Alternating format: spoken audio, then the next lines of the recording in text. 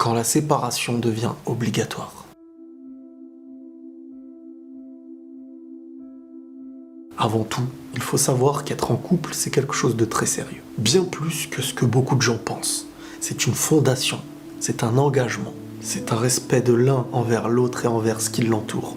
Et ça, il faut savoir se battre à deux pour faire avancer les choses. Je suis le premier à dire qu'il faut toujours se battre pour aller au bout de sa relation, car on l'a choisi, car on a engagé quelqu'un. L'engagement est important, il demande beaucoup de réflexion. Et c'est malheureusement aussi pour ça que beaucoup de relations perdent de leur goût.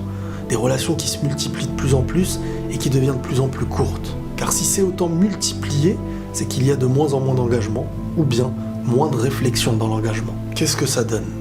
Ça démarre et ça se base sur la passion, et ça peut se retrouver dans des situations de perdition. Donc n'oubliez jamais l'importance de l'engagement. Le couple, il ne doit pas être brisé au plus petit problème. Chez la personne envers qui on s'est engagé, il faut savoir prendre le bien qu'elle possède et le faire grandir, savoir s'en rappeler, savoir le regarder dans les plus petits détails. Il est dangereux de s'enfermer dans une vision basée sur les défauts, sur les choses qui nous dérangent, car parfois d'un petit quelque chose on en fait un grand dégât. Il est très important de donner de la force à l'autre, lui faire naître de la confiance, du courage. C'est le meilleur moyen de faire renaître un peu d'amour chaque jour. Chacun des deux pourra se rappeler qu'il est capable, que l'autre lui donne sa confiance. Il existe ces moments où tu devras pardonner. Tu te feras pardonner. Mais attention, on parle ici de certaines fissures. On ne vient pas parler de quand tout est cassé. Il faut savoir être endurant à ce qui nous pique, savoir être conscient de ce qui peut nous tuer. Il y a des hauts et des bas. Et nos hauts dépendront souvent de notre réaction face aux bas. Donc ce combat, cette endurance, ce pardon, il doit avoir lieu des deux côtés. Car il existe ce moment, cette cassure où il va falloir vite être clair avec soi-même. Ce serait similaire à ce qu'il y ait deux volants dans le même véhicule et que les deux prenaient en même temps deux directions différentes. Aucun véhicule ne peut prendre deux directions en même temps. Et c'est pareil pour les couples. Vous connaissez peut-être ce moment quand votre avancée touche à sa fin. C'est ce qu'on va appeler la situation extrême. Ce moment où tu n'as plus le choix.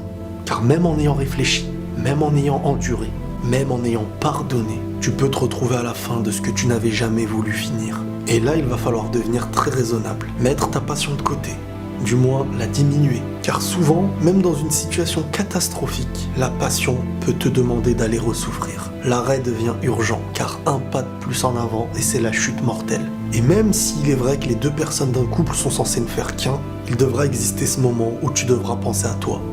Même si de la bouche des autres, tu deviendras égoïste. Car tu seras l'un des seuls à ressentir le cas d'extrême, quand la limite est franchie. Faire marche arrière ne servirait à rien si ce n'est pour prendre une nouvelle direction. Mais si c'est pour reproduire les mêmes erreurs, ça se soldera toujours par la même douleur. Comment reconnaître le moment où c'est la fin ? C'est quand sur du long terme tu n'avances plus et qu'au contraire même tu recules. Le plus dangereux, c'est quand tu tombes, que t'es à terre. Au fond de toi, tu le sais réellement. Dans la douleur, dans l'injustice, dans la violence et dans la manipulation. Personne ne doit accepter d'être dans ces cas de figure. Il n'est pas normal qu'un couple se vive seul. Si tu es face à quelqu'un qui te détruit, que tu n'avances plus et que tu ne cherches aucune solution pour t'en sortir, c'est que tu as perdu même ton amour envers toi-même. Pour qui est-ce que tu vis ? Quel est le rôle de ta vie ? Quelles en seront tes excuses ? Je l'ai déjà dit, mais je vais le répéter, faut jamais avoir peur de se retrouver seul. Dans un moment où tu es en couple et que tu te fais détruire, il faut jamais avoir peur de se retrouver seul. Au contraire, c'est l'un des plus grands rêves que tu dois espérer, car tu reviendrais dans une route dans laquelle tu choisiras ton chemin,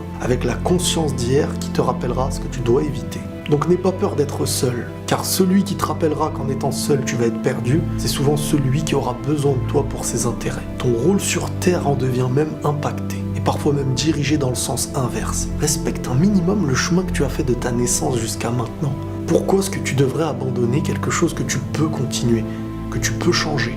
Et que parfois tu dois stopper. Dis-toi parfois aussi que tu mérites d'être heureux. Essaye de te le rappeler, que tu n'as pas moins de chance que les autres, mais que parfois tu devras choisir d'avoir cette chance. Si volontairement tu sacrifies ta vie, et parfois même ta famille, pour quelqu'un qui t'empêche d'avancer et de t'épanouir, tu rendras des comptes à ton cœur, à ton corps et à ton rôle sur Terre. Les choix dépendent de nous.